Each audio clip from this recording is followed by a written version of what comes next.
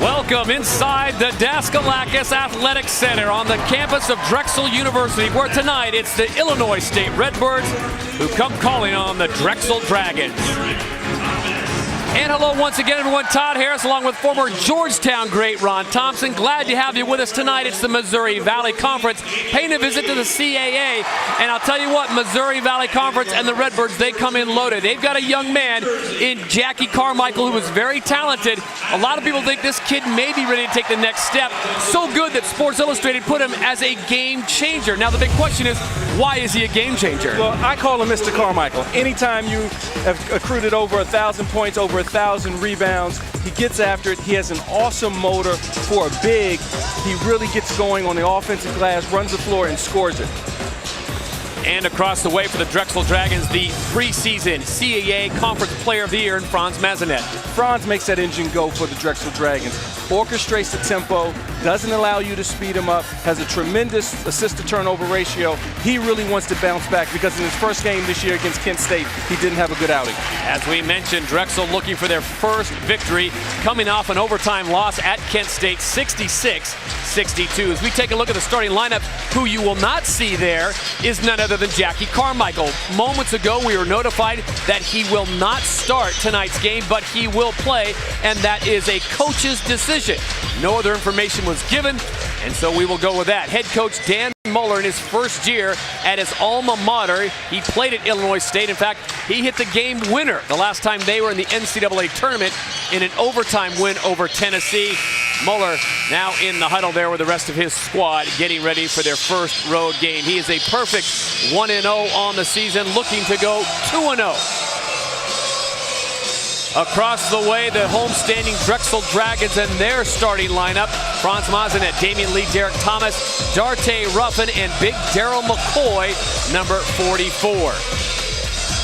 And their head man, James Bruiser Flint, in his 12th year, a product of St. Joseph, a Philly native, looking to get his squad their first win. Talking with some of the coaching staff, saying that loss to Kent State, the team just did not come out with confidence, and they gave credit to Kent State. They said they just outplayed us, but that's not the kind of team we are. The Triple D, Drexel DAC dominance. Look at those numbers, 105-37. They've won 18 of their last 19 games here at the Daskalakis. Bruiser Flint's done a great job at building his program from the ground up. Our officials tonight, Mike Sanzier, Dan Chrisman, and Zelton Steed, and we are underway at the DAC.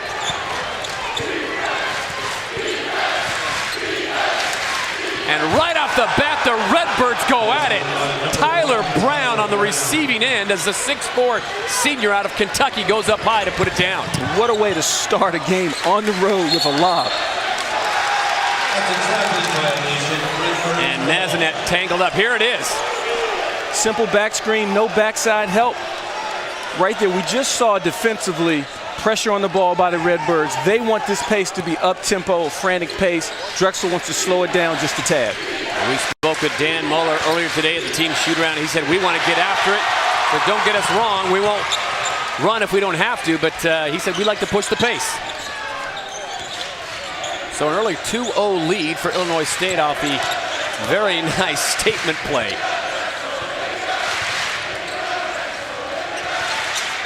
Illinois State in a pure man-to-man. And a beautiful pass down low.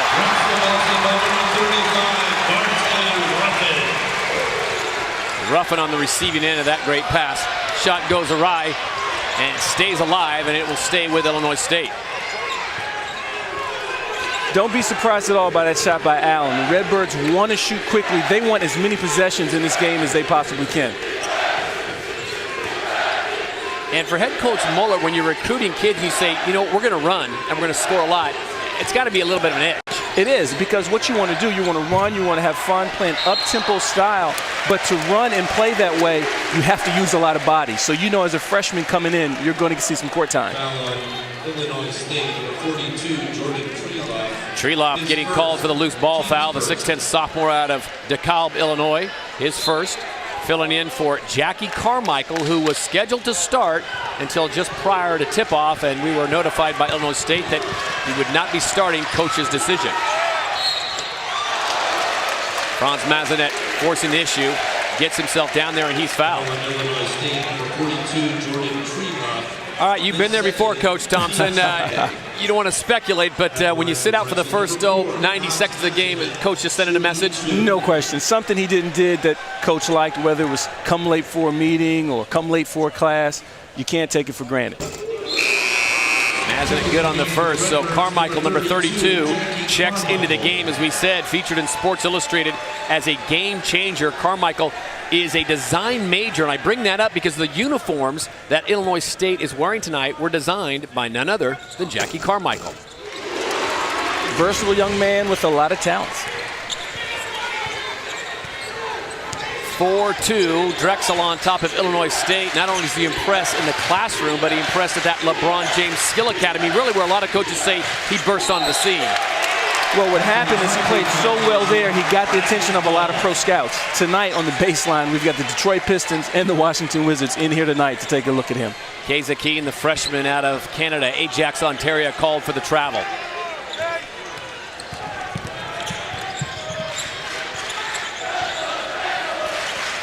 Early going here from the DAC in Philadelphia. Drexel taking on Illinois State. Illinois State saying a very pesky man-to-man defense.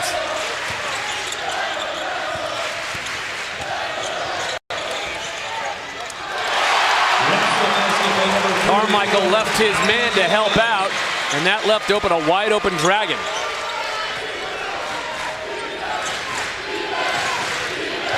Illinois State has had 5 possessions early on in this game, Ron. Already 2 turnovers is something you know Dan Muller is not going to be happy about. Exactly. Drexel wants to pressure the ball as much inside from the three-point line and in. They won't extend their defense like Illinois State will, but they will get after it in the half court. Tyler Brown's shot goes awry. And there's a foul away from the ball. Foul on Illinois State, number 0, Keza Keane. His last possession for Drexel. Team's third. Attacking the basket. That right there is a change from the last game against Kent State. Last game, they took far too many jump shots. They haven't taken one yet. They're trying to get closer to the basket. And Daryl McCoy able to clean it up. As we mentioned, Jackie Carmichael was there on the help defense, and McCoy left all alone in the front of the rim.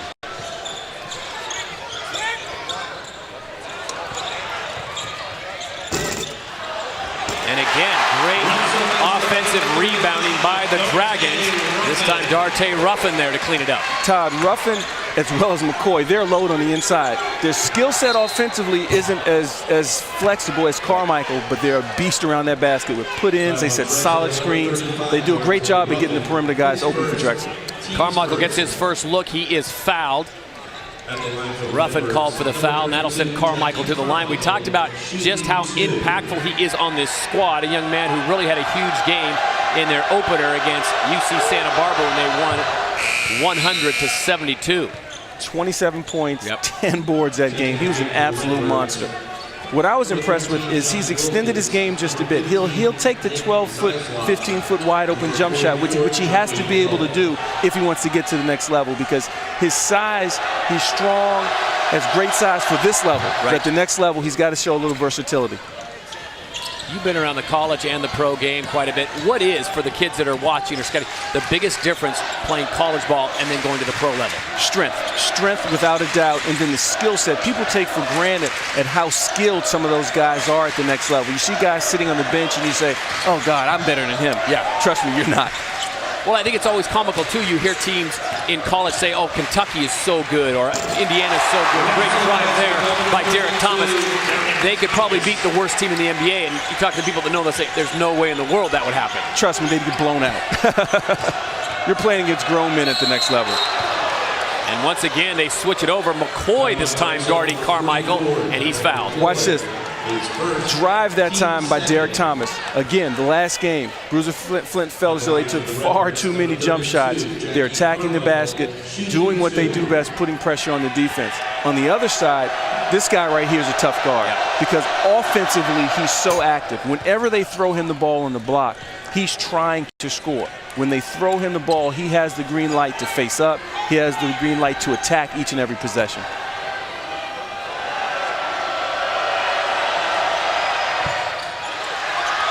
Carmichael misses the back end. It's a 10-5 Drexel lead coming up on 16 minutes to play here in the first half from Philadelphia.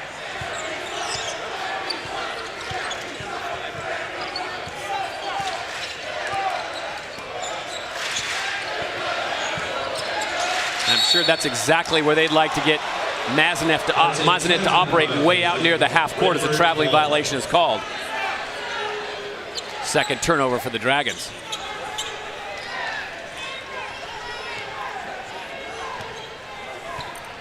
Bruiser Flint looking on, his squad on top by 5. Ron, as you look at the flow of this game early on, who does it favor?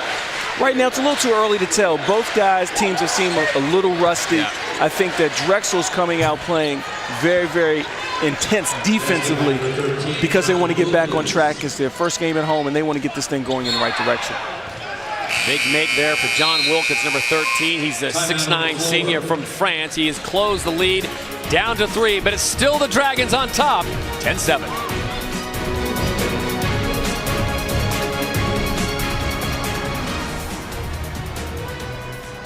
And when he got to the Sixers, he had to pass a little bit more, but his supporting cast was not too shabby.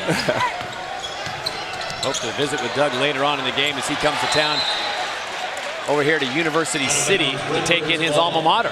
Good job that time by the Redbirds. They threw a little wrinkle in out of the timeout. They ran a little run and jump, trapped right around half court. Drexel wasn't prepared for it. In the first game against UC Santa Barbara, all they showed was straight man-to-man. So when you're scouting, you don't know what to look for because now they're throwing little wrinkles in as they go on in the season.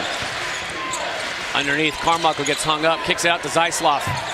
He's off the mark. And the Redbirds keep it alive.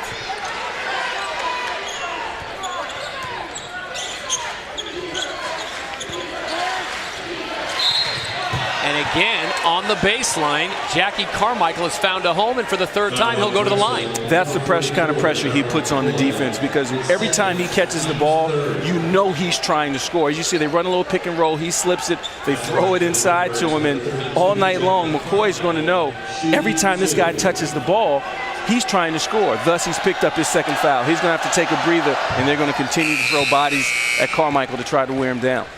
That is one thing that Illinois State may have on Drexel is the depth. They have players, they can go 9, 10 deep, no problem for head coach Dan Muller. Drexel, not as much, but a lot of pressure on the Dragons as they come in. You know, last year off that great season, 29-7, they got, in their minds, snubbed in the NCAA. They made it to the third round of the NIT, but big expectations here at University City. Huge expectations. 4 of their 5 guys are back. You know, 85% of their scoring is back. A lot of expectations. And sometimes you try to duplicate what you did last year. It's a totally new season. They bring in their instant offense man off the bench. That's Chris Fouch. Mazenet, he'll take it right to the lane. Blocked away. Great defensive recovery by Jackie Carmichael. But Franz Mazenet is going to the line.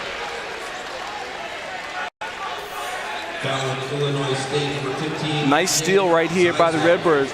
By the Dragons. When they get it, they're pushing it. They're trying to attack. They don't want to play at the same pace as Illinois State. But once they get those steals, they're definitely going to attack, and they're going to take quick shots if they're there.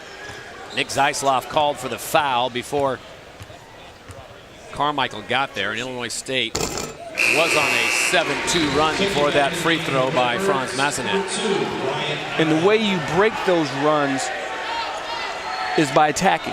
You attack the basket, you try to get to the free throw line. The answer is not always jacking up quick shots. It's get to the free throw line, force the Redbirds to go deep into their bench and see just how talented their 8th, 9th, and 10th guy really is. Mazenet hits both, pushing it back to a 3-point lead.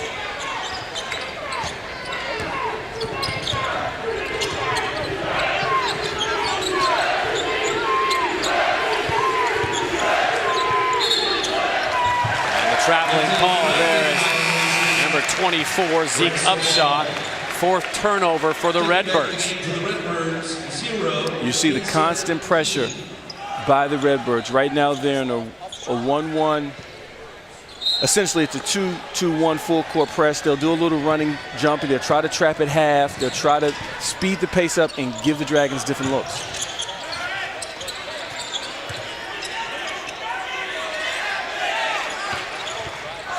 Beautiful pass. excellent way to attack a press. If you attack a press and then run your offense, the defense has succeeded. They attack the press to score. Offensive foul called on Jackie Carmichael. How about this pass? Excellent job. Attack the basket, draw the defense, and reward the big fella. Way to finish strong, roughing. Chris Faust, the 6'2 senior guard out of the Bronx, New York's Rice High School, who they call their instant offense, came in, and as soon as he had the ball in his hands, the Redbirds converged on him. Beautiful bounce pass to the big man. Third straight turnover for the Redbirds. Find themselves now trailing 14-9.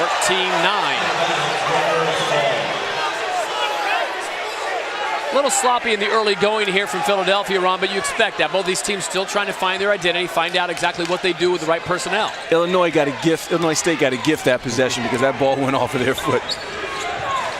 Checking into the game, Brian Allen, number 2 for the Redbirds, an interesting young man who played football at Minnesota, transferred to Illinois State to play football, and they found out actually a pretty good basketball player. Good there patience. He is. Good patience, good pass, that possession. Allen, the 4'3", 40 runner. I talked to him before the game. He said, man, I miss football, and Illinois State is playing the #1 team in FCS as they've got North Dakota State. I tell you, Allen seems like he's like the ever-ready bunny. Yeah. He never gets tired.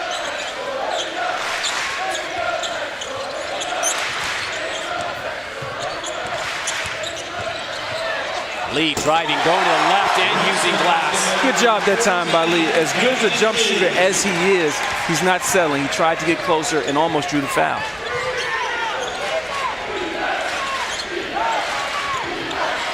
Too easy to help, didn't come soon enough for Jackie Carmichael, and give good credit to Keza King, the freshman from Canada, for the entry pass. Carmichael's a load. You cannot allow him to get the ball that close to the basket. If you do, he's going to score or you're going to foul him. Talking with Dan Muller at the shoot-around today, the head coach said he has no ego. He's just a joy to have on the squad.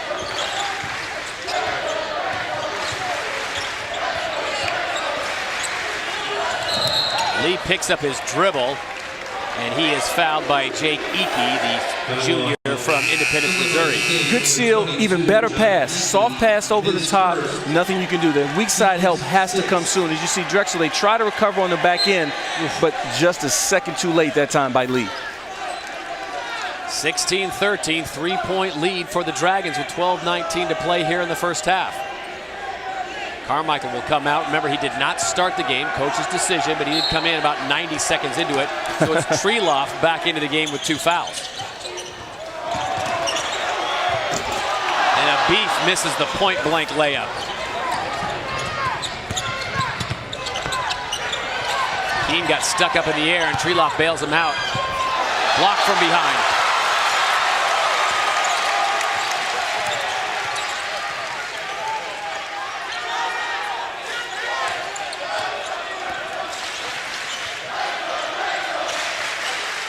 That's a good matchup right there with Allen and Faust.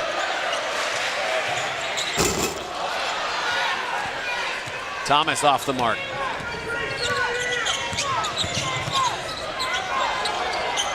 Illinois State looks like a completely different team when Carmichael's off the court. 16-13, the Dragons on top of the Redbirds with their big man on the bench. Pressure on himself, on this team. Let's not assume, fellas, that we're going to have the same kind of year this year that we had last year. We have to put in the work. Well, Bruiser knows, and he knows because he's a Philly native, and he knows how fast the fans can turn him. And your great defensive effort there by Allen. He comes right back, can't finish it, but that young man can.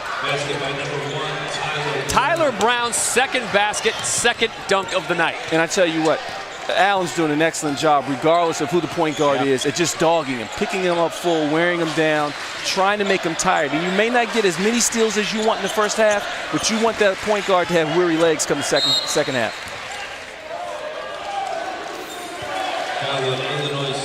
Got him right at half court, attacked the basket, and then I tell you, Brown did an excellent job. He didn't concede the layup. He kept running and got the follow-up slam. Shooting 1-1. That's what the kids call having hops, right? He's got a little bit, I would say. Back in my day, I wasn't close. Tyler Brown, 6'4", senior out of Owensboro, Kentucky. His second basket. Remember, the first basket of the night was the alley-oop thrown by Keza Keene to Brown. And Brown really hadn't gotten going offensively yet. He can score buckets, and he can score them in bunches. Keene picks up his second foul.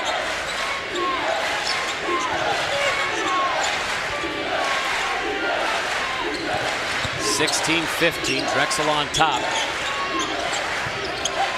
No backside help. Nope. Drexel has to send weak side help an awful lot sooner because Carmichael is so strong. All he's doing is walking his man up just a bit. And the guards are doing an excellent job at lobbing that ball over and putting it in his sweet spot so he just has to turn and put it in the basket. Man, for big Jackie Carmichael, who goes 6'9", he has found that right side low block baseline area to be very friendly. As Fausch comes up for the shot, can't get it to drop. Carmichael pulls off the rebound.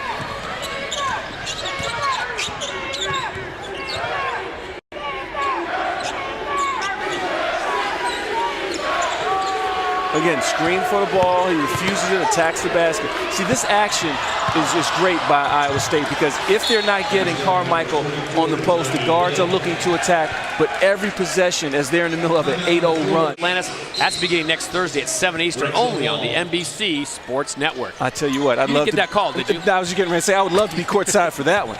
Talk about some high major awesome basketball. No question about it. Not a terrible location either. 1916 back inside the DAC, the Daskalakis Athletic Center on the campus of Drexel University, as Illinois State has surged out in front after trailing for the first 10 minutes of this game. Johnny Hill with the rebound.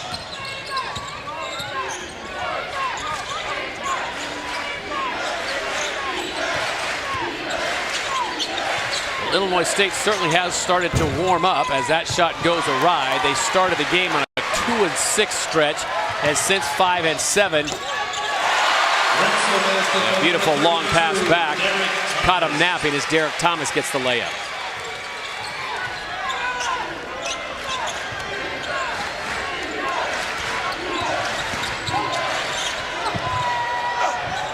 Allen tries to get it to go. That ball goes in and out. Almost got bailed out. Here come the Dragons looking to retake the lead.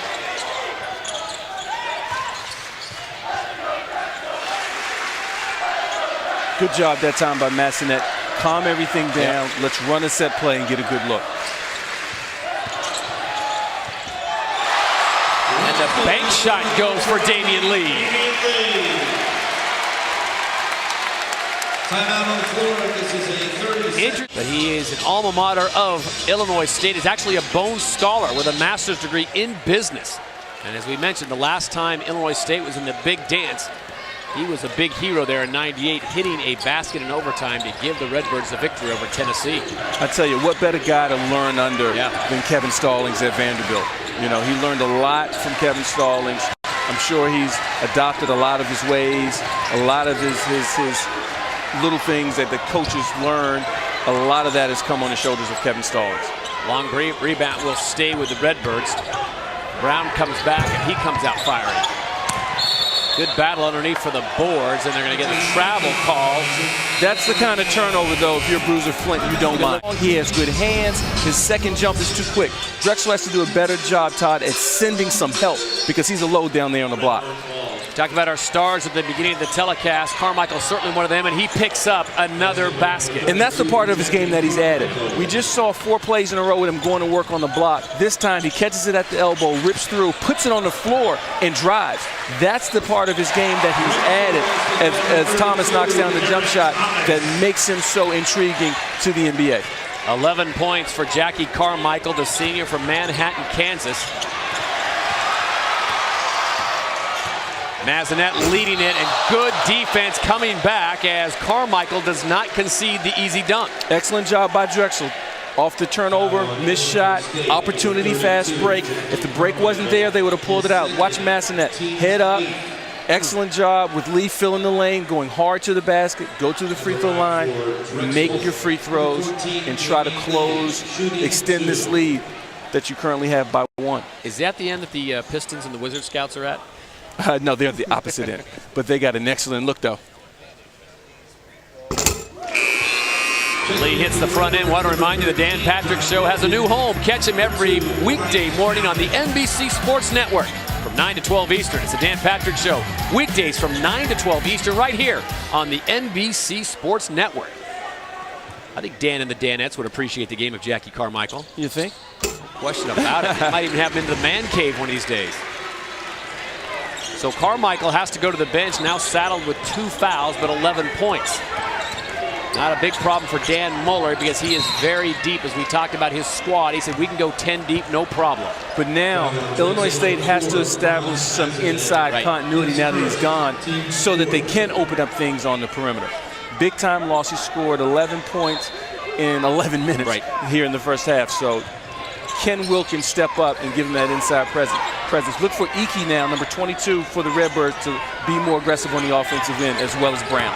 7 minutes to play here in the first half from the DAC. Allen from outside 3, and he hits it. Automatically, Carmichael goes to the bench. The perimeter guys say, now it's our time to go to work.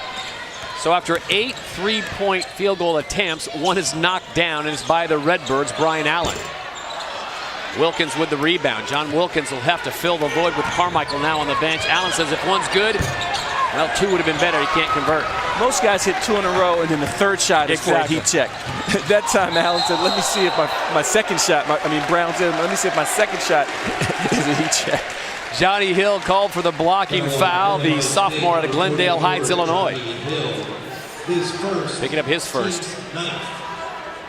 Oof. At the line for Drexel, number 4, Franz Massanet. All even at 24. Now, you talk about the pace. Excuse me, I interrupted you there for a second. As Massanet goes to the line, do you think Drexel is starting to get lulled into running that Illinois State Well, what offense? happens, Illinois State picks up full court. And what that does is you want to get the guy off of you, so you rush into the half court. Then you think you have an angle, and you say, let me go a little bit further.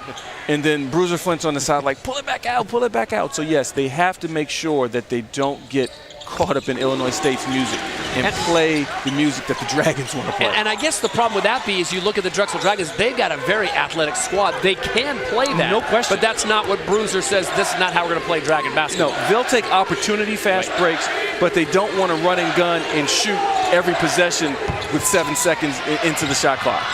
Hill off the mark on the 3. See, right here, this is the opportunity break if they could convert it. Allen stays back. And the former wide receiver from Minnesota is able to lay it in. You're watching 2 teams tonight that are very experienced, 2 teams that don't have a lot of young guys. And this is going to be a back-and-forth game. Expect this game to go down to the wire and be determined by 2, 4, 6 points max. When we spoke with Dan Muller at shoot-around this morning, he said, I will be very surprised if this game is more than a 5-point gap with 4 minutes to play. Illinois State now changes to a 2-3 zone. Primarily a man-to-man ball club. They don't play an awful lot of zone. They just throw this in for a wrinkle to see how Drexel handles it. And as I'm speaking, Lee knocks it down from the corner. Damian Lee hits a big 3-pointer, and that'll put Drexel on top by 3. Back underneath, the same formula that works for Carmichael seems to work well enough as Jake Iki from Independence, Missouri is able to put it in. Illinois State back to their 2-3 zone. Excellent job. Attack the middle, go baseline. Good job that time by the Dragons. Against zones, if you can get the ball to the free throw line, you have so many options. The defense has to collapse. If they don't, you're open. That time the defense collapsed and they got a backdoor cut. Kazembe Abif and a deep 3. Tyler Brown out of Owensboro steps back and knocks it down. He's had quite a game, 2 dunks and a 3. Brown can score bunches, score in bunches. He can score quickly. He can get you 20 easily. For him, sometimes shot selection is the question, but he can score it. Feeling it as well from the other end, Abif. Drexel's having no problem at all with Illinois State's zone. Expect them to get out of it and go back to man.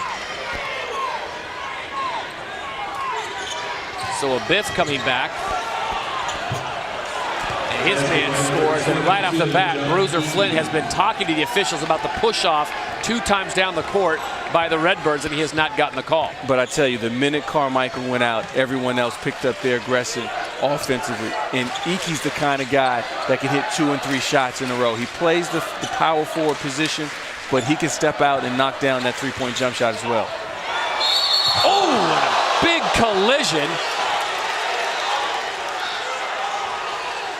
And there's a foul away from the ball before break. Mike Sanzeri, the official of the game, came over and said there was a foul before then. Darte Ruffin called for the charge, and so waved that whole action off, and the ball goes over the Redbirds.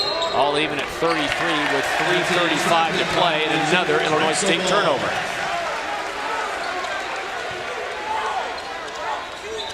Again, Iowa State picking up full. Allen dogging the ball.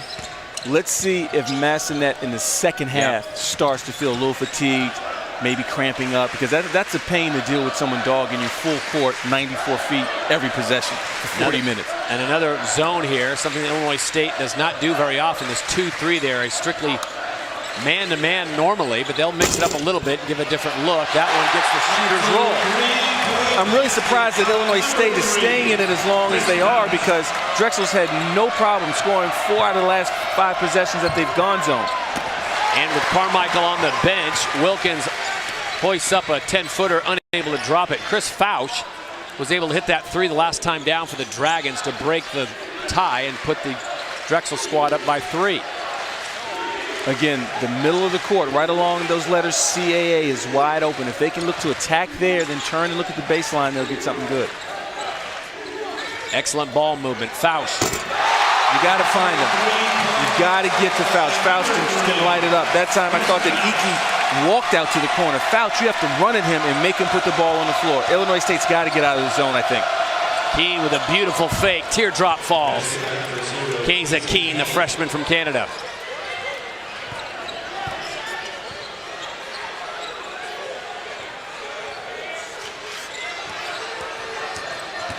Massanet driving. Jump step, almost the and one as Wilkins came out to help. He'll be called with a foul. Once again, you talked about it. You got to find number 3. You have to get to him, jam him, make him put it on the floor. That time Iki walked out, hand down, man down. That time he lit him up. And then he come back on the other end, way to attack, get into the paint, try to make something happen. But Illinois State got out of the zone that last possession and went man, and then Massanet took advantage of it and went right to the basket hard. With 2:05 to play here in the first half from Philadelphia, are you surprised that Dan Muller is keeping Jackie Carmichael on the bench with 2 No, fouls? not at all, because he knows, right now you look at it, it's only a 5-point game. Right. You know you're going to need him for the entire second half, and he's far too valuable to pick up maybe an offensive foul, because you know Drexel may try to bait him into a foul and charge, or him to pick up a ticky-tack foul playing defense. Sit him out, go to work with him in the second half. Massanet, perfect 8 for 8 from the free throw line. It's a 41-35 score as we go under 2 minutes to play here in the first half from University City, Philadelphia. Off the mark, knocked out of bounds. Last touch by Jordan Treloff. Out of bounds, Drexel ball. Bruiser Flint is so intense. You see him, he looks like he's losing his mind, but he's under control. He just looks like that. He doesn't show well, but when you sit down and talk to him, you see him in practice, the guys absolutely love him, and they play so hard for him. 5 straight made field goals by the Drexel Dragons. I tell you what, the best game with the best coaches' names has got to be when Drexel faces off with Virginia Commonwealth. You got Bruiser going up against Shaka. Fauch. He's feeling it. Rattles in and out, and Tyler Brown goes up high to secure the rebound. Brown will fire a 3.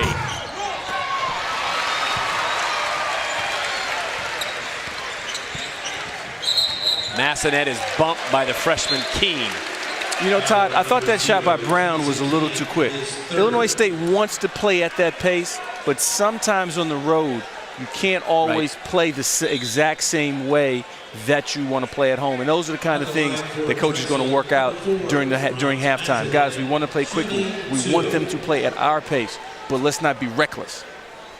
Keiza Keene, the freshman from Ajax, Ontario, picks up his 3rd foul.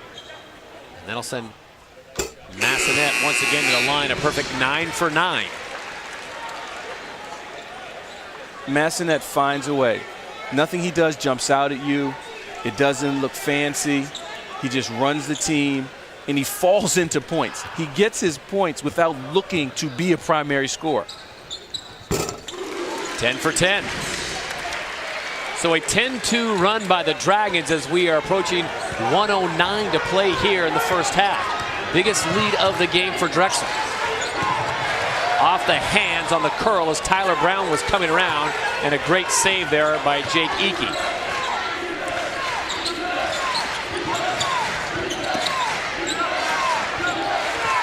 Wilkins thought about the three, stepped in, beautiful pass down low, and Eakey stayed home on the blocks. Good job by Wilkins. That's one move I'm surprised more guys don't use, the head fake.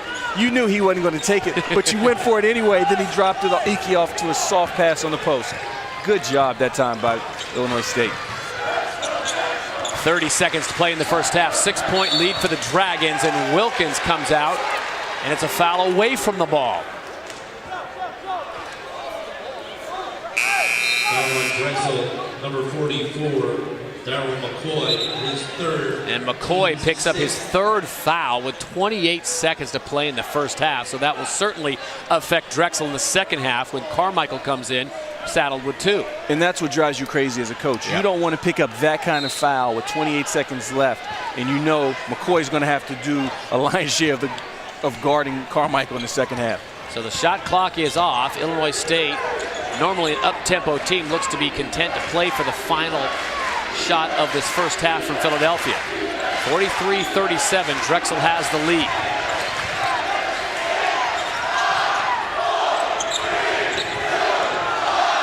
Brown hoisting it up, and he thought the count was different as the student section here did their job. They had him counting down, and he put up about a 35-footer. I tell you, Illinois State may have gotten away with one. I thought Carmichael set a hard foul that time for Brown to come off of that screen. The officials didn't call it, but it was awful close. So that'll bring it to the half as Drexel, the Dragons, close the half on a 10-4. Couldn't control them. Not that big of a deal.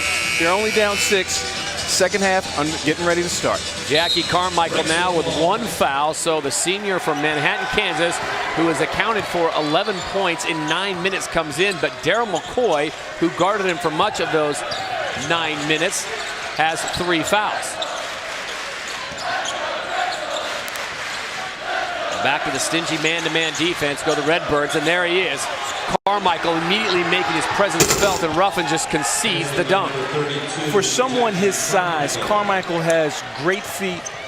He has great speed. You saw right there, he shot the passing lane and got a steal. You usually don't see bigs his size, 6'9", 250, with that kind of motor and that kind of quickness. I think right about now the folks in Manhattan, Kansas and Kansas State are thinking, why is he playing for us again? A lot of people are wondering that. But what happens is, sometimes, kids develop at different points in their life. Coming out of high school probably was borderline, big time. He got in the gym, worked on his skills, and has blossomed. Off the mark that time as he got low in the paint, and a good job of defending it was Darte Ruffin.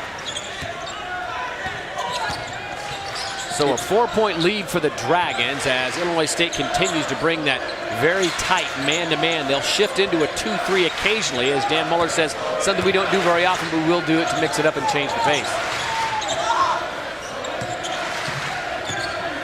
Mazinet has it stripped away. Mazinet has gotten all his points from the free throw line in the first half, something that Drexel, I'm sure, is probably going to want to change. And right to the line is Johnny Hill, and 1. Good 2 possessions that time by Hill. He gets the steal on Mazinet, and then he gets the bucket at the other end. But watch here, good defense this time by Illinois State. They're working in the post. He sees this opportunity to go for the steal, shoots the passing lane, but has the coordination wherewithal to put the ball on the floor a few times to get to where he needs to get to.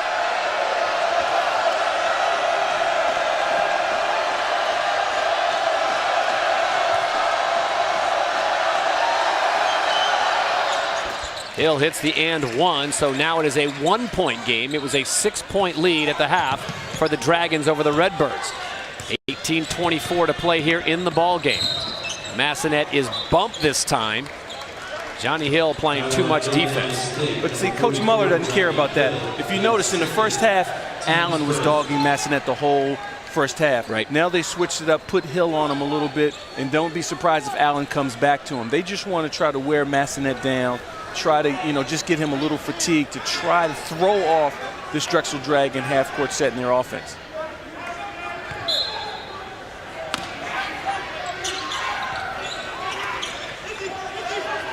Massanet out top with a fresh shot clock, and Abiff will fire this one up and hit.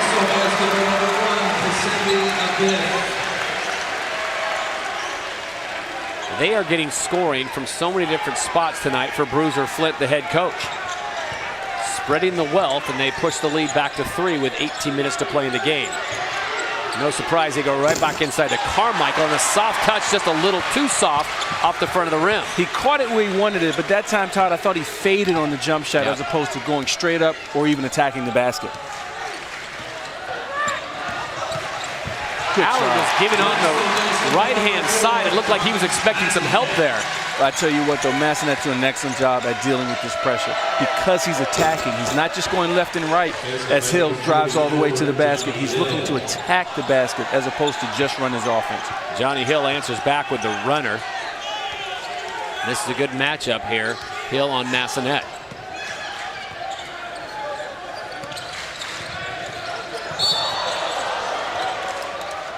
And they are going to call this one on number 1, Tyler Brown, who had his back to the play, really kind of got pushed into it. He certainly did. Watch Massanet this time. Looking to run the offense. Allen opens up just a bit, and he attacks him and takes him right to the basket. This is why he's so valuable, because not only can he run the ball club, but he's a threat to score the ball as well. Right there you see 2 guys colliding. All 3 of them are trying to figure out who the foul should be on as Lee knocks down a deep 3. I take it, Todd, he's shaking off that injury from the first half. Looked like he hit hard on that right shoulder when there was no play or no foul called against his man, and he comes back and answers with a 3 to open up the second half. Brown off the front of the rim, but Ickey's there to follow it. 50-46, 16-41 to play in the ball game. Again, attack to score. He's tough. He's tough. It looks like Brian Allen feels like he's going to get help, and he continues to open up on that right-hand side, and Massanet said, I'll take it all night long. Opening up just a little bit too much. Oh. And Brian Allen hits a 3, and he'll get the and 1 as Damian Lee came out and bumped him. Allen and Brown are as fields of guards as you'll see. But right there, Allen opens up. Massanet takes advantage. 2 hard dribbles, gets to the elbow. And Allen says, anything you can do, son, I can do better. 2 lefties going at it. Brian Allen may be reassessing the fact that Massanet is a lefty, forcing him right. Well, he certainly can go right. He's shown that. But you can't open up. Right. You have to shade him that way. He's totally turning his body, giving him a straight line drive to the basket. And he's too good just to treat him like a kid that can't play. Allen completes the 4-point play, so it's back to a 2-point lead for Drexel. And here's the matchup we saw early in the game. The quick Allen on Massanet just pestering him. Again.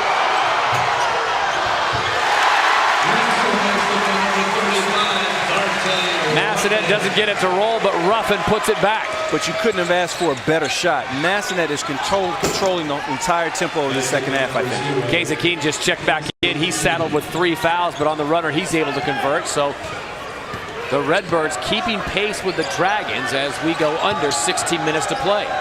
Lee wants it in the corner.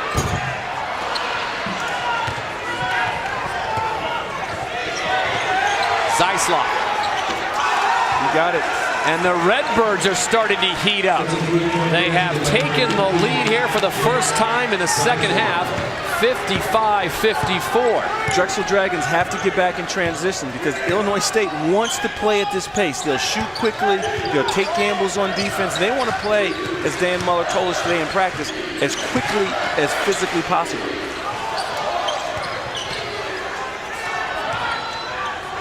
Shot clock under 10.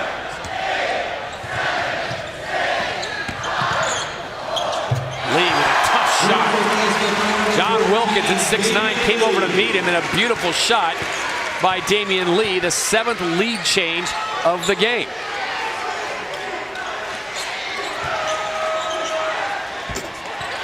Drelop didn't get all of that one.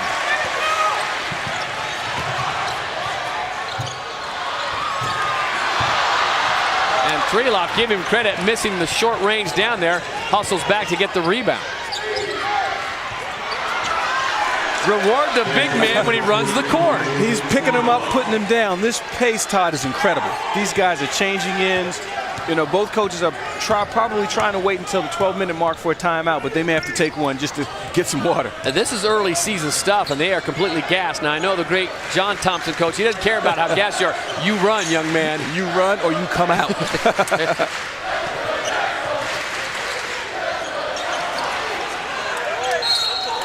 Over and back infraction, so the ball will go over to Illinois State.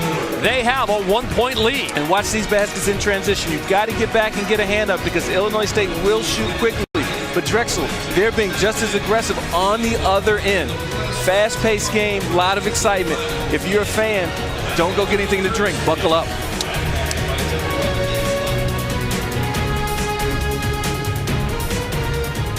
But just globally and the people that he touched and that were familiar with the job and the work that he'd done over his career. Able to call young Doug Collins action when he was a Redbird back at Illinois State, and then their paths crossed again at the Chicago Bulls. And our thoughts and prayers out to the Durham family on their loss. Great call that time by Dan Muller. He went to an isolation for Brown out of the timeout. Right. Wanted to get him going. They needed a bucket. And he didn't score the basket, but they're at the free throw line. They ran him through to the left side of the court, cleared out everyone. Everyone went to the other side and let him go. Great call, I think. We had an opportunity in our drive over here to the arena tonight to talk about some great coaches. Of course, your father being one of my favorites, but, you know, Larry Brown and some of these coaches, Jack Ramsey, who've been a long time. I will say this, the young coaching crop that is coming up through the college ranks, very impressive. I mean, you talk about Bruiser Flint, but Dan Muller in his first term as a head coach is really showing me something at 37. He seems to be, the way he handles his kids, he's calm but firm.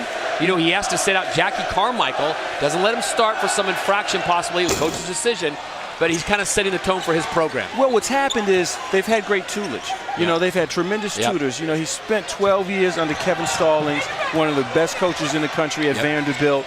You know, he learned it the right way. A guy like Bruiser Flint working under Calipari. You know, a lot of young, sharp coaches. You know, John Thompson learning, you know, from my dad, Hall of Famer, learning from Pete Carell. A lot of guys, they didn't just get jobs, they've earned it. Speaking of earning it, Chris Fausch earning all three of those as the 6'2" guard from Bronx's Rice High School hits again his 9th point of the night. Carmichael showing his range, unable to drop it, and Ruffin with the rebound. So it's a 1-point gain as we approach 13 minutes to play, and a beautiful block as Carmichael comes back. Drexel has to get back quicker, though. Missed baskets, turnovers. Illinois State is going to push the ball for 40 minutes. I was just about to say, Johnny Hill should back this one out. He doesn't have the numbers, and he's bailed out as the foul and block is called on Damian Lee. What happens is Illinois State is trying to establish what their way is. You have a new coach. You have a new system. You have new things. You have a new identity that you're trying to impart on your program. So he's going to let some things go. As the year progresses, he'll tighten some things up, pull some things back. But he told us in practice, we want to run. We want to play as fast as we possibly can, but we want to control the ball. Substitutions being made now as Brian Allen comes in alongside John Wilkins. Brown and Iki will step off the court for Dan Muller.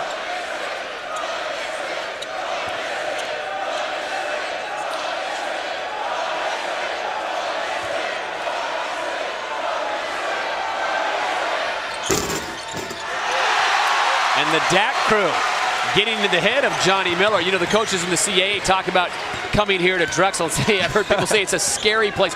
It's not big. A lot of people say, oh, this is a great practice facility. Where's the arena?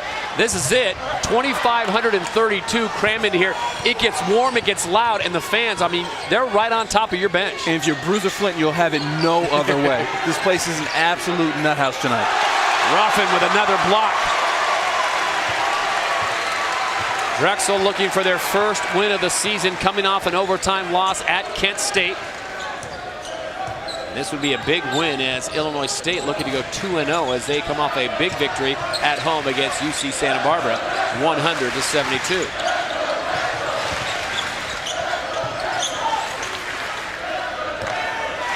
You look at these two teams. Offensively, you have a contrasting style. The Dragons, perimeter-oriented. Illinois State, they want to go inside with their bigs. But Drexel's guards play big at times. As you see, getting the big-time rebound. Even though they're perimeter-oriented, that's Drexel, they attack, they get points in the paint because they get closer to the basket. They drive. Great hustle by Derek Thomas to keep that alive. Faust lines up a three off the mark. Hill with the rebound. Too close. Carmichael down in his sweet spot, puts it up, can't get it to drop. That's all right, though. That's all right. That's good action. He caught the ball on the block. That could have been a foul called. Timeout on the floor. It's a 1-point game with 11:35 to play. We'll have much more when we return to the DAC. He should have been into the NCAA tournament. Ooh. Good slip that time by Carmichael. Excellent entry pass by Tyler Brown. Finds Carmichael. He picks up point number 15. So back in front go the Redbirds. And they're going to get Tyler Brown away from the ball. What's impressed you about either one of these teams or what you've seen tonight inside the DAC? Well, we knew about Carmichael.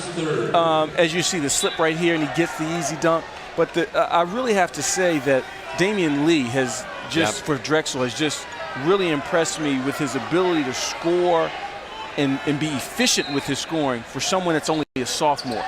You know, he's 6'6", he can slash, he can shoot the jumper, he uses screens well, he rushes, I mean, he hurries, but he never seems to be in a rush, you know, and that's a hard balance to find as a scorer, particularly a young scorer.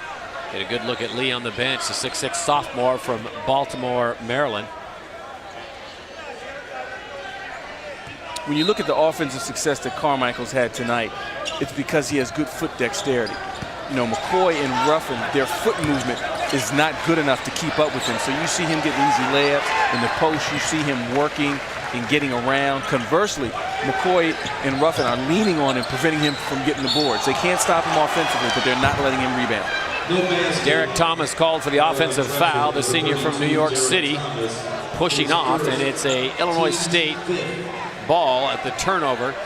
60-59, 11:05 to play, and that was Thomas's first foul of the game.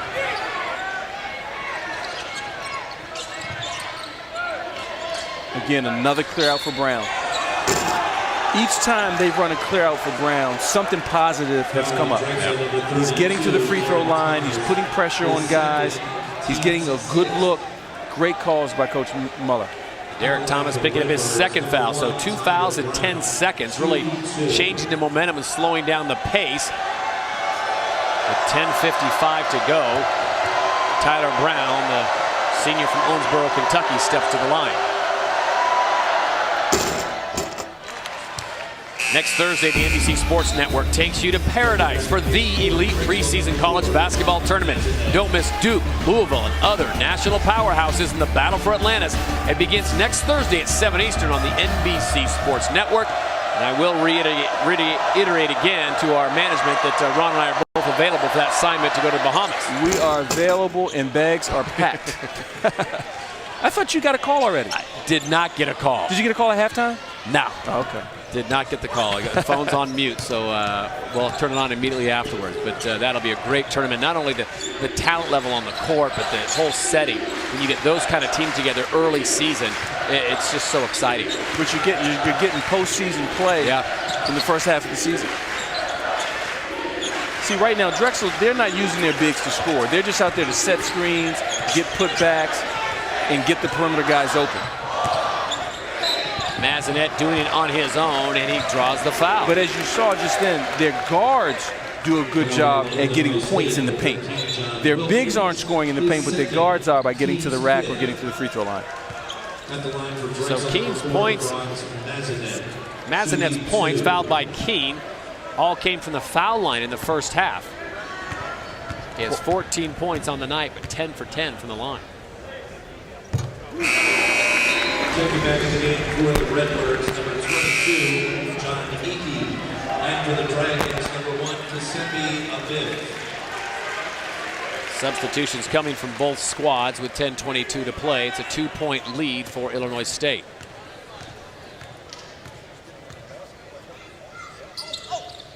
Mazanet 12 for 12 from the line. It's a 1-point game. Well, head coach Dan Mueller told us at shoot-around this morning that he would be very surprised it was more than a 5-point lead for either squad with 4 minutes to play, and it's looking like he knows what he's talking about. Excellent defense once again. Stepping on the line was Brian Allen, so the ball will go back over to the Dragons. Watch this. Caught the ball. Good job at receiving ball. That's too close. He spun, but just couldn't get to the other side. And what's happening, you see now his legs are a little bit weary. McCoy, Ruffin, they've been leaning on him, banging him. You know, that energy that you had in the first half, when you have those guys that are that big banging on you for 40 minutes, it wears on you. That one rattles in and out.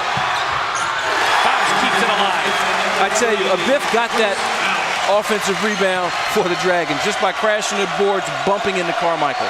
11th lead change of the game.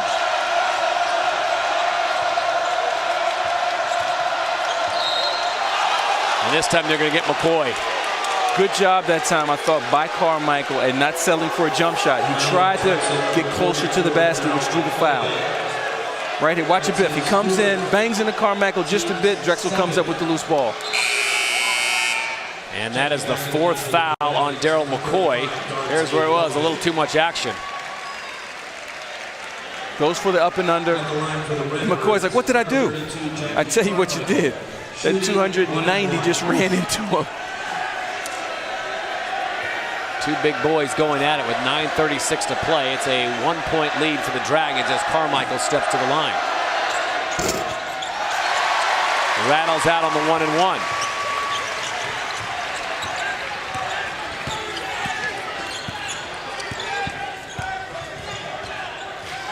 Once again, it's Allen hassling Mazanet. Brown doing a good job at the 9 Fouch. Now Drexel has to reset and try another play. Illinois State, that possession, did a good job at taking Drexel out of their half-court set. Ball comes free, turnover. Here comes Illinois State. Allen can't answer. Good pass, good push. It's a biff on the end of a beautiful bounce pass, and it's a 3-point Dragon lead.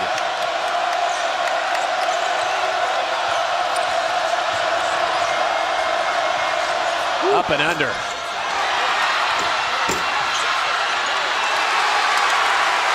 A biff comes out with it.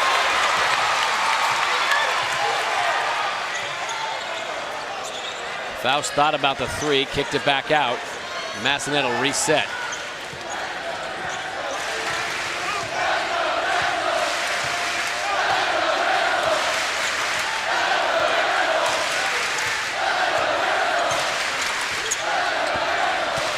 The DAC crew coming alive. Mazanet will draw the foul as Jackie Carmichael had to take it right to him. Watch this, good in and out that time by Thomas. Pushes it hard, nice bounce pass to Abiff. Abiff got that basket because he sprinted the floor hard. So Mazanet goes back to the line, somewhere he has completely set up camp tonight. And continues to be perfect. One of the reasons Mazanet seems to be getting to the basket with reckless abandon is because Illinois State's perimeter, they have to stay wide on their shooters, on Drexel's shooters. They can't slough off and give help. So by the time Mazanet turns the corner on his man, he's already at the basket because the perimeter guys, you know, for Drexel can knock down Fouch. He can knock down those perimeter jump shots. Lee, they can knock down that shot from the perimeter. And Mazanet misses his first free throw of the night. Drexel in the midst of a 7-0 run as we go under 8 minutes to play in the ball game.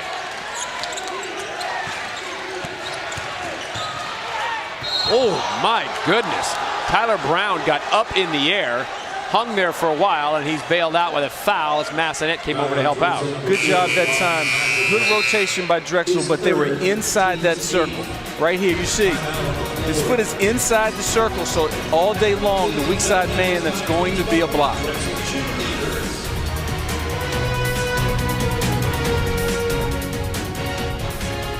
Talent coming back in ability. Preseason favorites to win the CAA. Players like Franz Mazanet, the CAA preseason player of the year. Right now they've got their hands full with a very tough Redbird squad from Illinois State. With Doug Collins, the head coach of the 76ers, an alum in the stands watching. We've got ourselves a 66-62 Drexel lead with 7:50 to play in the ball game.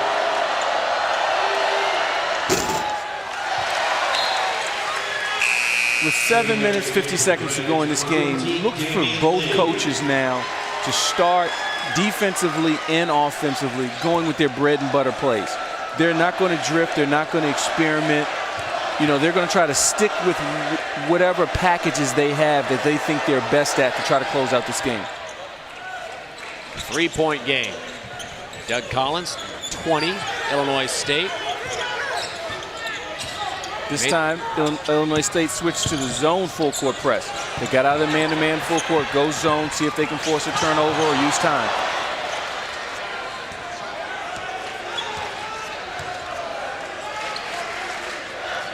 Again, now they're in the zone half court, the 2-3. Drexel had no problem with this in the first half. Actually did a great job against it. Shot clock at 5. Long rebound comes the way of the freshman Keza King. Brown thought about it. And his pass knocked away. Great defense by Franz Mazanet.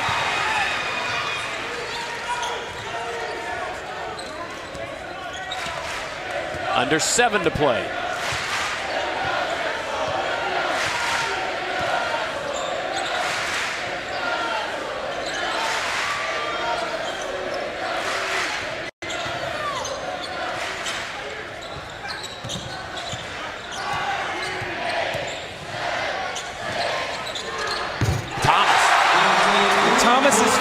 Set for the 3, you might as well ring it up. That time, excellent penetration by Massanet.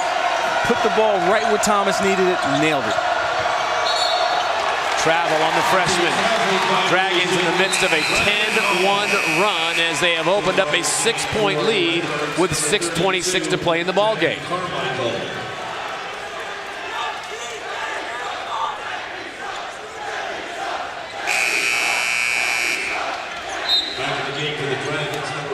Important possession right now.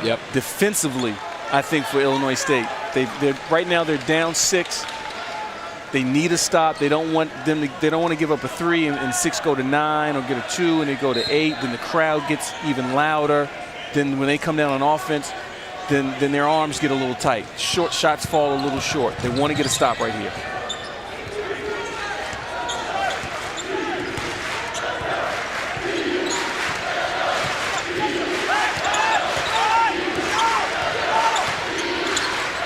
Double team comes, but a little late. Carmichael was trying to get Keene to come up. Mazanet, open lane, kicks it out. Look who's waiting. Mr. Efficient, Damian Lee. Excellent job, though, in patience by Drexel. They caused the switch, they threw it back to Massanet, and he penetrated and kicked it to Lee. Oof, well, round. Tyler Brown answers with a deep 3. Ice water in his veins. That time, Bruiser Flint upset at Lee for helping. You've got to stay out. Drexel Dragons and Bruiser Flint, he should be the all-time winningest coach here at Drexel by the season's end. But right now, he's more concerned about getting this victory as he has a very precarious 5-point lead with 5:36 to play in the game.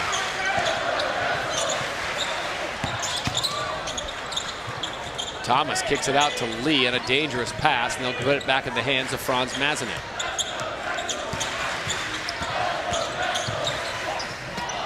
Great job by Carmichael coming back to help. Brian Allen will check back in, and he's been the biggest disruptor for Drexel's offense as he comes in and probably assigned to Franz Mazanet and to hassle him.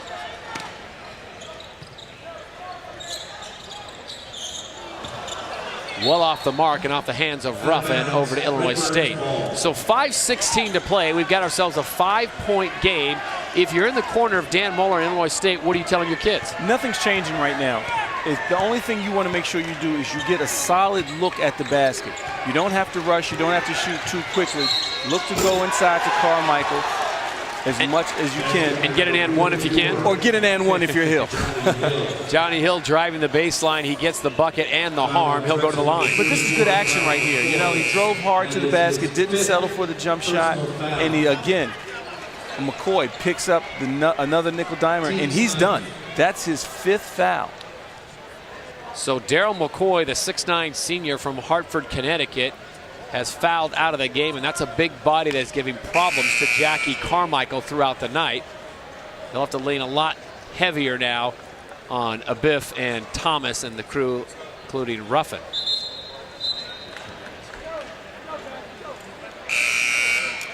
.506 to play in the ball game. Checking the game for Drexel, number 1. That'll put Johnny Hill at the line.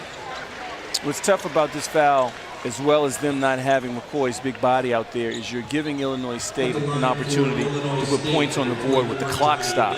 The clock right now becomes as big an opponent as the person you're playing against. You have to manage time, you have to manage the score. And that's where a heady point guard comes into play.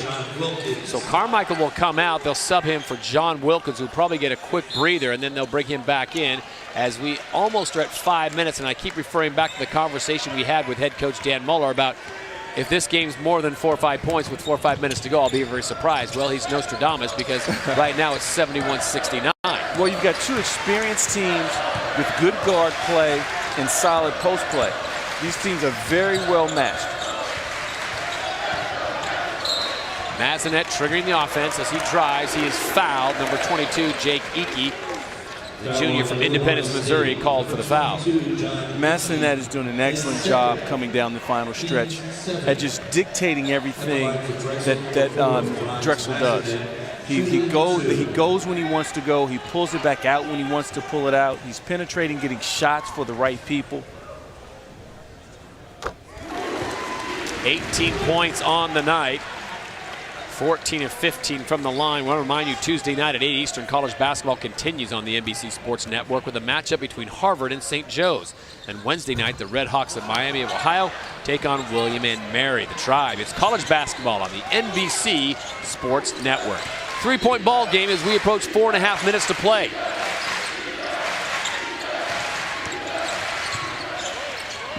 Brown throws it up. He was looking for the lob and came off the rim.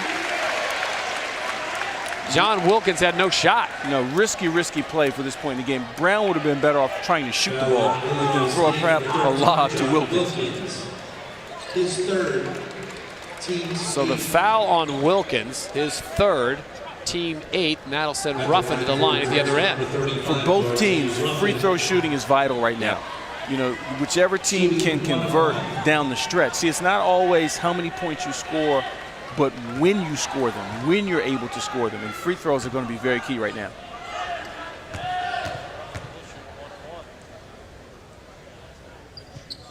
So Ruffin hits the front end of a 1-and-1, pushes the lead out to 4 points now.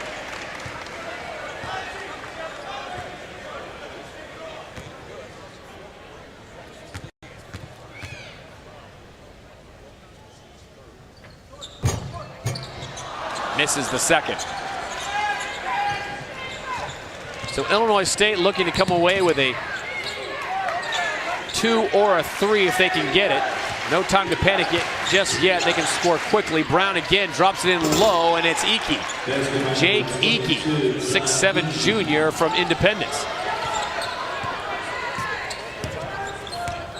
Again, both teams are in the 1-and-1. No senseless fouls. Let's see which team can execute coming down the stretch.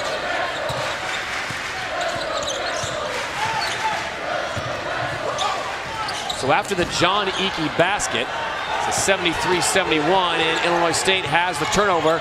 Allen's going to slow it down. Eyes move. Brown will fire it up. Last touch by Icky. We've got ourselves a 2-point ball game with 3:39 to play here at the DAC. Illinois State looking to stay perfect in front of one of their greatest alma maters.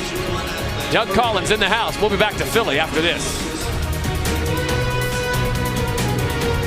When he was with San Antonio, when they won their 2 championships, just seemed to fill the void that they needed. You know why? Because he stayed within himself.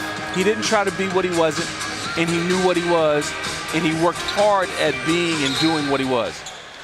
Back on the court, 73-71. Drexel has the lead over Illinois State. They are now applying the Redbirds a full court press.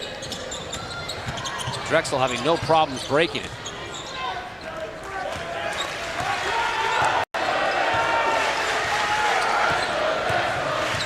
A little confusion on the defense. They drop back into the 2-3.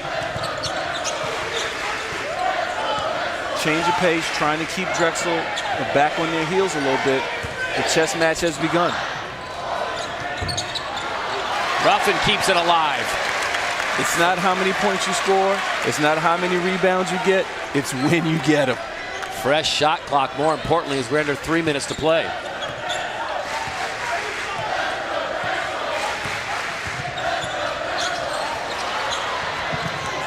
Thomas having problems with the ball, kicks it out, Massanet wide open. Oh, that rims in and out, but it will stay once again with Drexel. But Illinois State's got to get on the offensive boards. Long jump shot that time by Drexel, and then the ball comes right under the basket. Those bigs in there have to clean that up. John Eakey checking back into the game for head coach Dan Muller.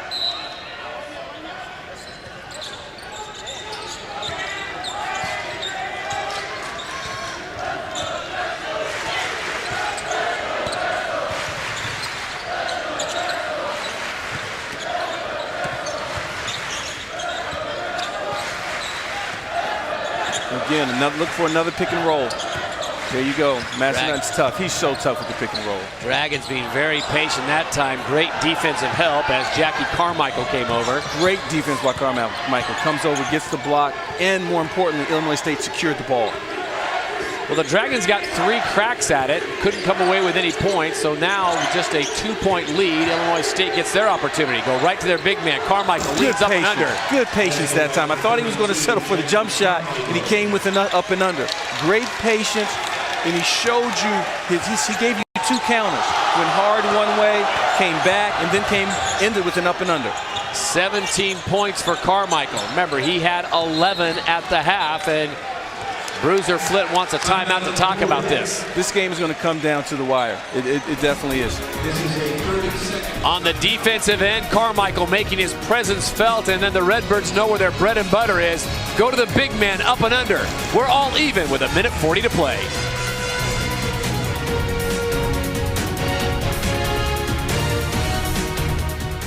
Here in Philadelphia. 1:40 to play. Todd Harris alongside Ron Thompson in a good one. Missouri Valley Conference and Illinois State paying a visit to the Drexel Dragons out of the CAA. For Drexel, look for Massanet to control things on the offensive end. For Illinois State, it's got to go inside to the big fella. No question about it. So here we go. Massanet triggering the offense for the Dragons. Shot clock now under 14 seconds. Working off the pick and roll, drives the lane, kicks it back out. Mr. Offense Foch cannot get it to fall. And the officials are going to talk about it. Good crew tonight with Mike Sanzeri, Dan Chrisman, and Zelton Steed, who had the best view, came in and said last touch by the Dragons. Those guys are working hard, helping each other out. They're hot, just as hot as we are in here. They're working. Great job tonight. Good assist by Steed. Got to give it to him. Find a way. Stay patient. There you go. Ruffin on the defense. Does a great job. Eakey almost able to keep it alive, but it goes back to the Dragons. Under a minute to play now. We're still all even. And they fall back into the zone.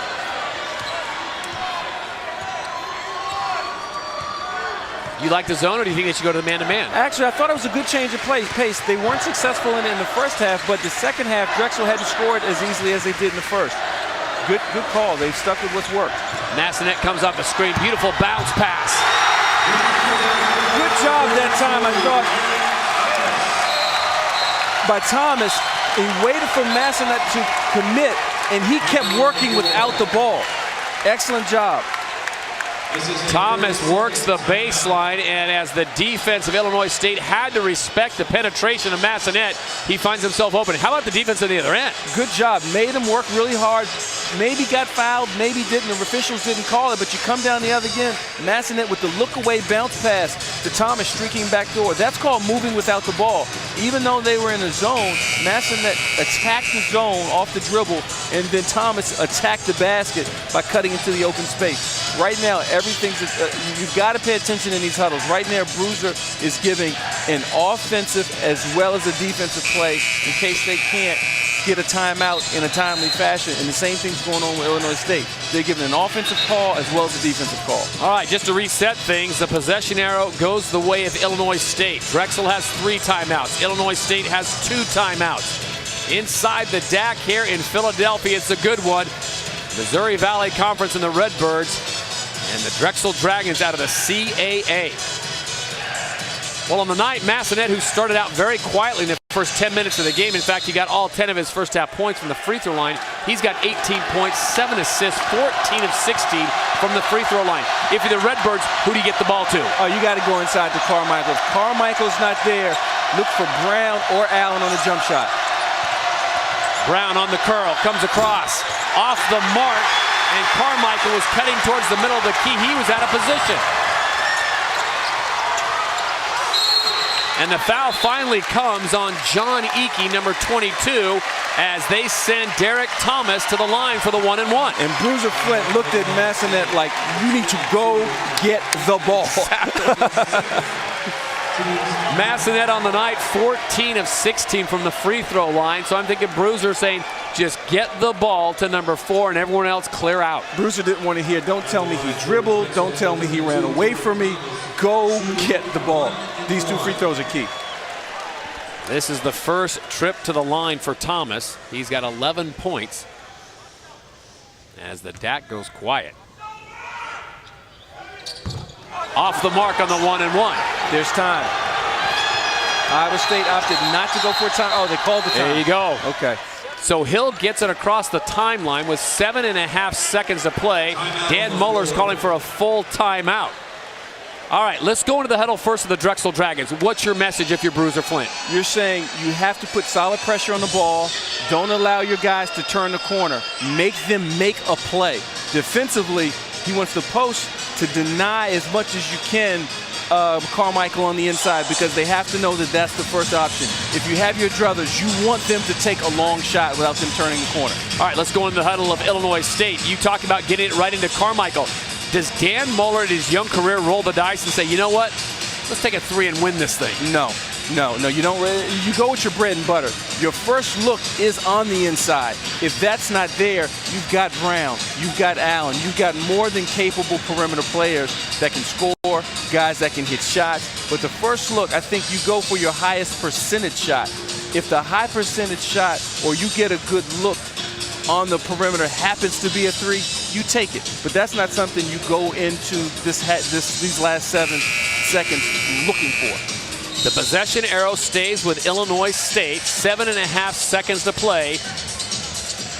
Also, if you're Illinois State, you don't want to wait for the last shot. You want to go as quickly as possible so that in case you miss, you have a chance for the offensive rebound. There's the timeout situation. Drexel with 3, Illinois State with 1. Carmichael, 17 points on the night, 5 of 7 from the free throw line. If, in fact, he does get the ball, gets a shot off, gets fouled, or even an and 1.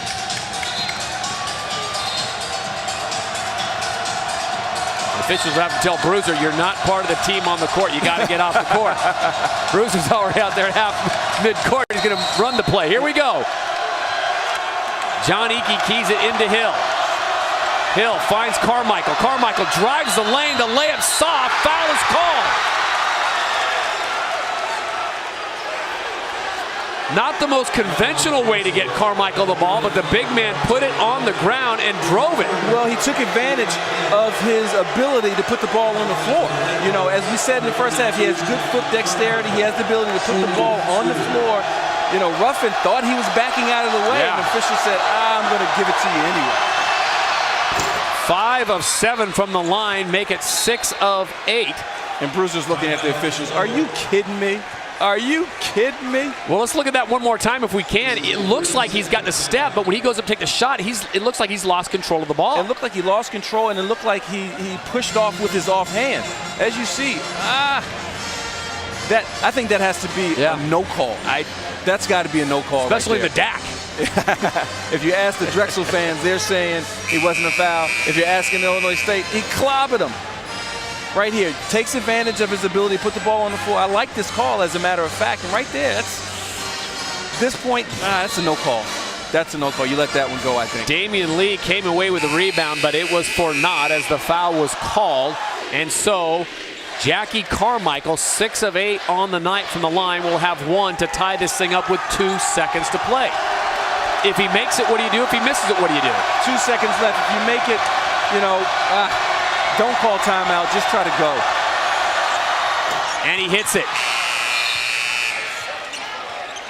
Here you go. So 2 seconds.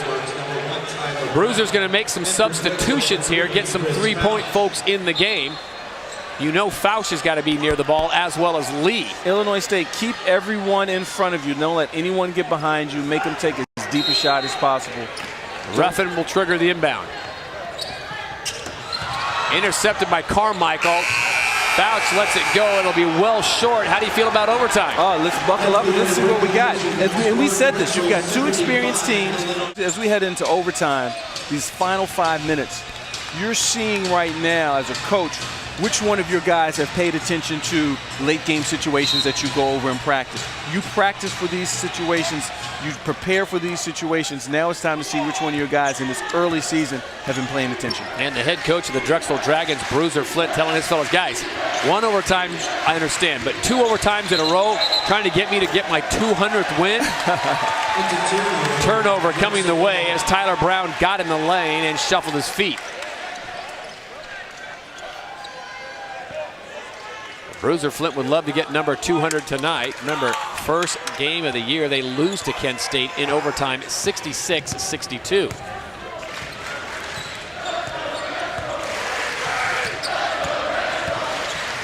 Allen, if anyone, has been the most effective on Massanet. Fausch, their three-point assassin, also on the floor.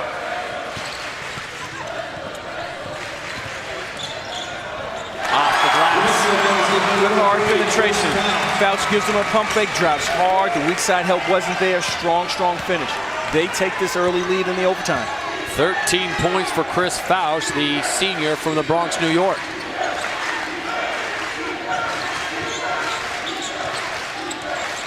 Five minutes of overtime here at the DAC in Philadelphia. A foul called. And they're going to get number 32, Derek Thomas, the man who gave the lead with 30 seconds left in the game. Look at Fausch. Nice little head fake, attacks hard, and is able to finish on the other end. Anytime you're guarding a shoot, if you're a shooter, having a head fake in your repertoire is always a huge plus because they have to respect it. Third foul on Derek Thomas, and that'll send Brown to the line. Again, right now, 3 minutes, 59 seconds here in overtime. It's a game of inches. You know, you can't give too much offensively. You can't give too much defensively. Both ways, you have to be strong with the ball when you're on offense.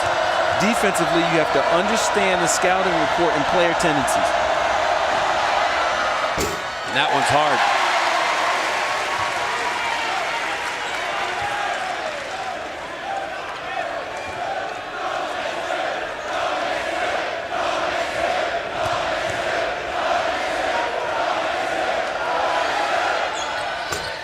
And the DAC crew comes alive. Tyler Brown hits the second one, so it's a 1-point game with 3:55 to play in overtime.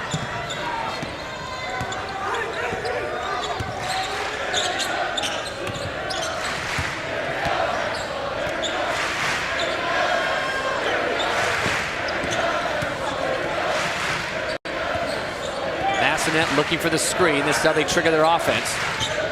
Wilkins comes over on the switch. A biff off the mark. Carmichael with a rebound, and he goes down holding his ankle.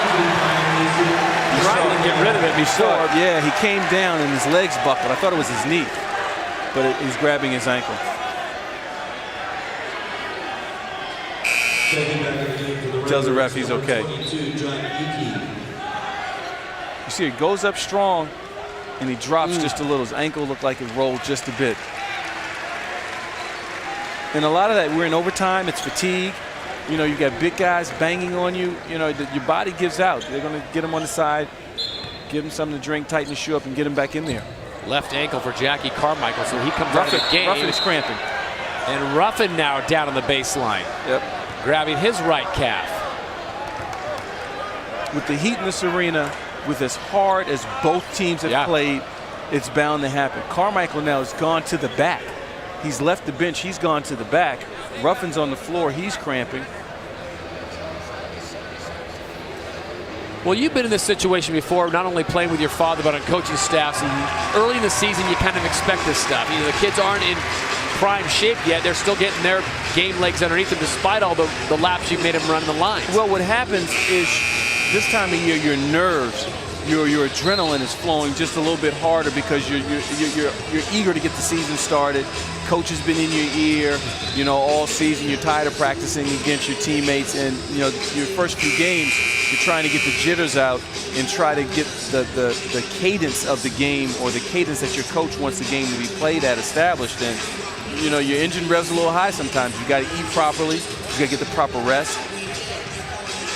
3:28 to play in overtime. It's a 1-point Drexel Dragon lead over Illinois State Redbirds.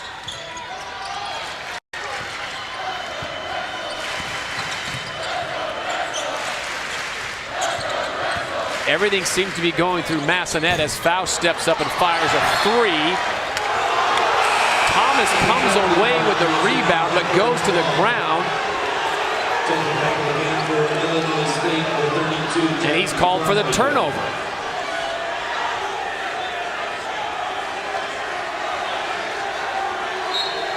Yeah, it's slippery with that in. Feet come up from under him, yep.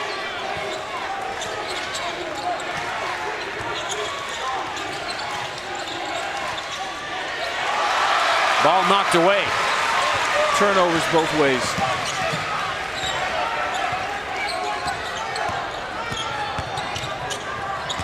Abiff filling the lane and one. But Abiff got that ball because Massanet got all the way to the basket, drew all the Illinois State defenders, and he threw it back. Watch this. Two guys run to Massanet, and then Abiff is wide open, and he attacks the boards and finishes. Tyler Brown picking up his fourth on the play as the help came late. 2:50 to play in overtime. It's a 3-point lead, and Abiff goes to the line. Kazembe Abiff from Elizabeth, New Jersey, the sophomore.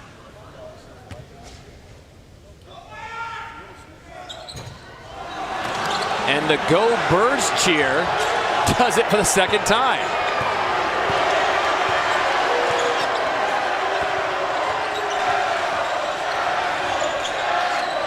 Brown gets it to fall. Huge basket from Tyler Brown.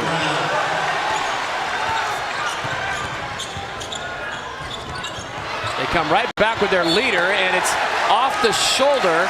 Carmichael thought he was pushed out of bounds. Watch Tyler Brown. Squares his shoulders, squares his feet, comes off the screen with confidence, and gets the shooter's touch. Same touch you had, right? Oh, no doubt. No doubt. The older you get, the foggier your memory gets. The older you get, the better you were. That's right. Full 35 seconds on the shot clock. 2:24 to play in overtime. Drexel has the ball. Chris Faust will trigger the inbound. They immediately get it to Massanet.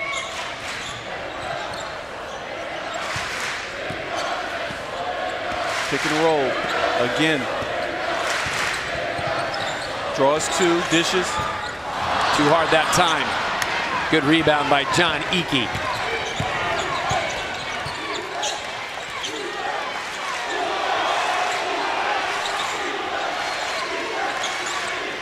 Stay patient. Inside out. Play inside out. 15 seconds on the clock is a lot of time. Maybe the best defense right now as they've got Carmichael nowhere near the basket. Carmichael needs to get inside a little bit. Screen comes, Brown goes the other way and does it himself. Parting of the Red Sea. Wow. Everyone just opened up and he took advantage and went all the way. Tyler Brown has no fear. No, he will shoot it anytime, anywhere. But why he's so tough is he can catch and shoot, and he can go off the bounce. He can create his own shot. His first step is deadly. Intercepted. Jackie Carmichael doing a number there, so under 1:08 to play, and it's Illinois State on top by 2. Carmichael has made that play 2 or 3 times today where he's sided his man, played 3/4 on the side, and anticipated the pass and made the steal without fouling. Tyler Brown has all 6 of the Redbirds' points in overtime. While Drexel may be keen on Carmichael, Brown doing the damage. Exactly. Oh, and a beautiful shot by Johnny Hill as the shot clock was expiring. Tough finish by Hill. Hill silently has played a really tough game. Defensively, did a great job on Massanet. Now he's scoring, finishing right when they need him. 4-point lead and a 7-0 run for the Redbirds. Strong move to the lane by Derek Thomas. Cuts the lead in half. Right now it's going to be key for Drexel to try to get a stop. Wow. Good job. Everyone just opened up. Everyone ran to Carmichael because they thought they were going to go to him, and he got to the basket. And then Carmichael on the other end, tough defense, and then Hill with the drive and the finish. Tyler Brown really stepping up here in the latter part of this game and in overtime. Plays a lot like, and I know I'm going to throw an old name out there, not that old, Rod Strickland. Interesting. Rocket Rod Strickland. As I watch Tyler Brown play, I think, he's got that quick first step. And Rod rebounded well from some for a guard. And Brown is doing a good job also at shooting the ball, creating his own shot, and coming up with baskets in a timely fashion. Just to reset, the possession arrow now in favor of the Drexel Dragons. They have 2 timeouts. Illinois State has 2 timeouts. Drexel has 1. 27.8 seconds to play. John Eakey, 6'7" junior from Independence, Missouri, will inbound the ball for the Redbirds. And Drexel picking up full court press for the first time tonight.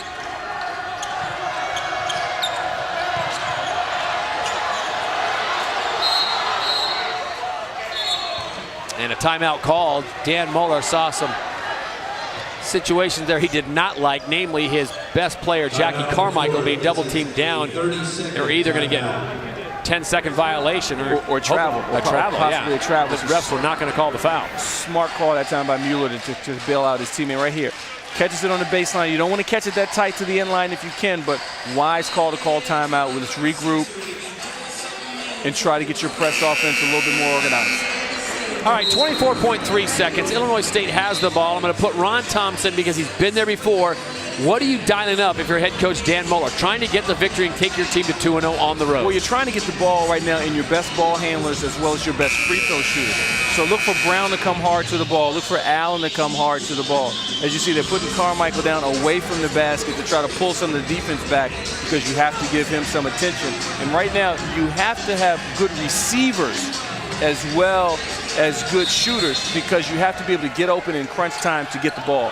Ball knocked away by Massanet. See, Drexel has nothing to lose by being overly aggressive. Right. If the ref calls a foul, so what? If the ref misses it, we get a steal and right under our basket. Beautiful. Allen, who played football at Minnesota, and wide open is Carmichael. Fouls comes over for the foul to keep the instant 2. And Muller's looking for the foul on Drexel number 3, Chris Fouch. Good job that time by Illinois State keeping their head up, not getting consumed with the pressure that Drexel applied and finding the open men. I was going to say, coach was looking for the flagrant. So with 19.7 of 9 from the line, Jackie Carmichael calmly steps up and knocks the first one down. Imagine if you're a first-year coach and we tell you, look, your first year, we're going to give you the player of the year of the conference. We're going to also give you 2 of the most effective scorers in the backcourt in the conference. Yep. Heck of a luxury to have walking in the door. And we're going to upgrade your locker rooms. And we're going to upgrade your locker rooms in the coach's offices. And we're going to give you a plane. We're going to charter down. We're going to charter some flights as well. Under 10 seconds to play, no time here. and a timeout called. Bruiser Flitt gets to it, not happy the way his team was executing. So 8.1 seconds to go. They're down by 4. They need either a quick 2 or a 3, and then either a foul or a steal on the inbounds. Exactly right. Don't try to go for a 3, because you're down 4. So take the first good look you have. If you can get to the basket, do that. But you got to go quickly. And then once you score, you can't celebrate. You got to pick up and gamble. Go for a steal. Be overly aggressive. If the ref calls it, he calls it. If he doesn't, it's to your benefit. Drexel is now out of timeouts, so they trail by 4. Illinois State still with 1 timeout, so they have that luxury in a 4-point lead. All right, I asked you earlier in the game what impressed you the most. Now that we're into overtime with 8 seconds to play, do you want to revise of what impressed you as far as Illinois State goes? Well, I really like how the guards didn't have a problem with deferring to Carmichael when he got to going well. Carmichael was going well. Brown and Allen didn't seem to be in competition with him. Right. They played off of him. And that's where your maturity, that's where your coaching, that's where, your security in yourself comes into play. They know he's their bread and butter, but they also know when it's time for them to step up and when it's time for them to defer. And that's hard. That's a hard balance, especially when you're a scorer. 8.1 seconds, no timeouts left for the Dragons. Derek Thomas will inbound. Faust lines up a big 3 and hits it. Now you got to pick up. You got to pick up quickly and go for the steal. Foul called with 4.6 seconds. It is a 1-point game, and now it's all on the shoulders of Johnny Hill. Good execution, felt square at his feet, nice follow through, nailed it.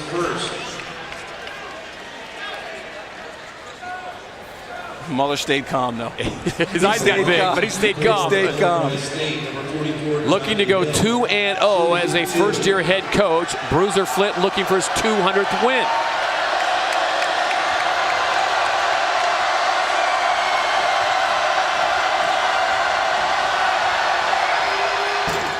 And he hits it. Clutch. Each little point helps. So here we go. Even if he hits this one and you think, well, would he be better off missing it?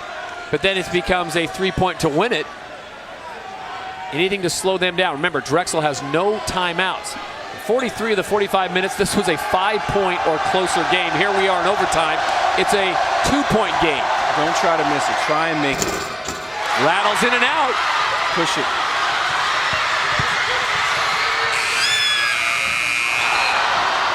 Mazinet had a good look at it. Came out of the pack, and it's off the glass, off the target. Doug Collins goes home a happy red.